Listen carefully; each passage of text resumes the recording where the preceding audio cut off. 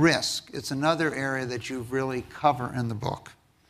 And you've devoted it into three parts, kind of understanding it, recognizing it, and controlling it. Let's walk through how you look at risk and how investors, as you've pointed out a couple times here, commonly misjudge risk. Well, number one,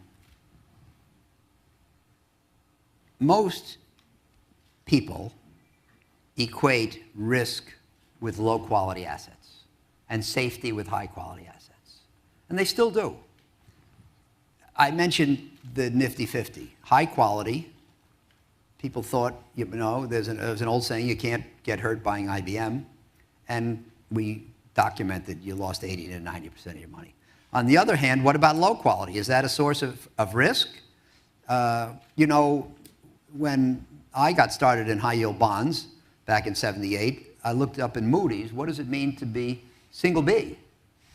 And Moody's defined a single B bond as follows, quote, fails to possess the characteristics of a desirable investment. In other words, low quality asset can't be a good investment. Well, is there no price at which a low quality asset becomes a good investment? If we went out after this session to the parking lot and I said to you, I'd like to sell you my car, would you like to buy it? And let's say you like my car and you have money and you need a car. Hopefully there's one question you would ask me before saying yes, and that's what's the price? And here Moody's was saying that a B-rated bond is a bad investment. Well, what about at 75 cents on the dollar? What about at 50? What about at 25? Is there no price? And so this is the kind of herd error that you can take advantage of. So risk is not quality. And most people believe that as something is rising in price, that means that people think better of it, it's less risky. Well, I think that when something rises in price, it becomes more risky. Most people believe that the things that everybody think are risky are risky. I think the things that everybody thinks are risky are safe because their aversion to it forces down the price to the point where it is safe and potentially lucrative. What is the riskiest thing in the world is the belief that there's no risk. Risk is perverse. That's the important thing that's what the chapter in the book talks about, it's the perversity of risk. And it's the belief, like in '07, the belief that there was no risk is what made the world risky. And in late '08, after Lehman Brothers melted down, the belief that there was no potential future is what created a great potential future. And I think to follow up on Howard said here, the rating agencies keep the same rating on a security, whether it's 100 or 25. It might be a triple A at 25. It might be a single A at 50. And by the way, the rating agent, you and I should have a word for the rating agencies. I was speaking at Wharton one time, and somebody said to me, "What is the role of the rating agencies in this process?" I said, well, the role of the rating agencies is to be wrong, because it gives us something to game against. I don't know how many people in this room know how many corporations are rated AAA today, but the answer is 4.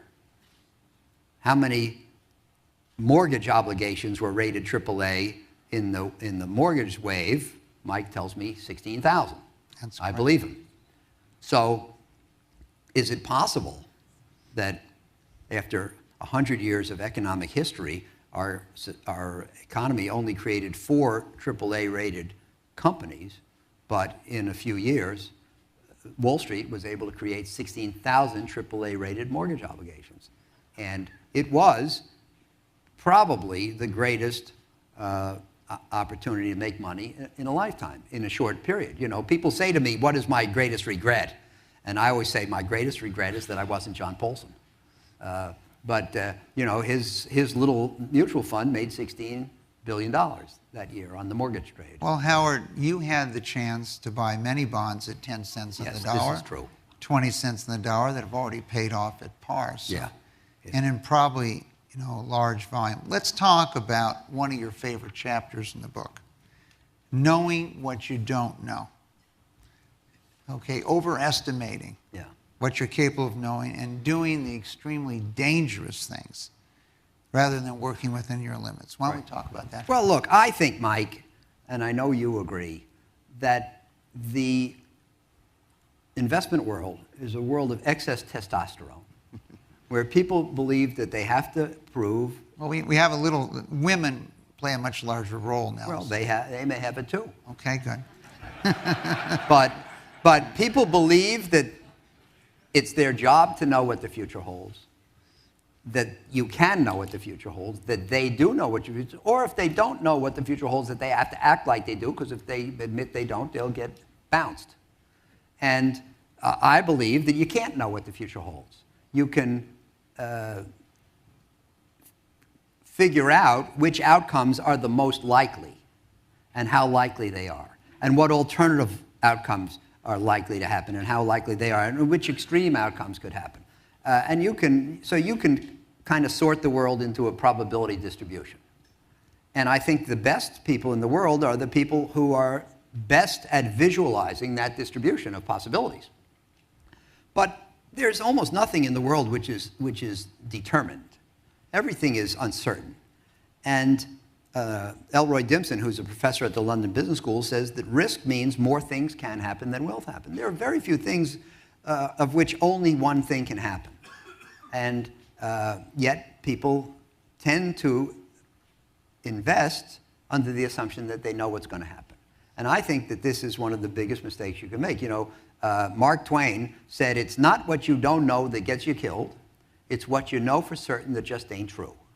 And I think this is very, very important. There's nothing wrong with saying, I don't know, and acting accordingly. And most people never get killed in that way. The real danger is in saying, I know, and acting on the assumption that it's correct, and then being wrong. You know, if after this session, you and I are going to drive to Barstow, and I could, but first I have to go to Africa. Okay. Well, but if we say we don't know how to go, then we're going to get a map, use GPS, ask directions, and drive slowly to make sure we don't make a wrong turn. But if we assume we know, we don't get a map, and not just because we're men, and we don't ask directions, not just because we're men, we don't use the GPS, and we drive fast because we're confident. And if it turns out you didn't know, then you end up in Africa.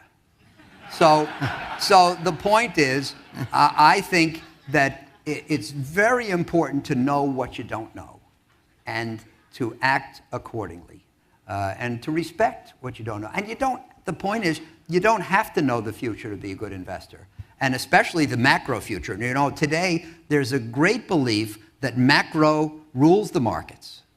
And so you should figure out when the Fed is going to let interest rates rise and stop stimulating, what's going to happen in Europe in terms of its staying together and how it bails out the peripheral countries, and how low China's growth rate goes.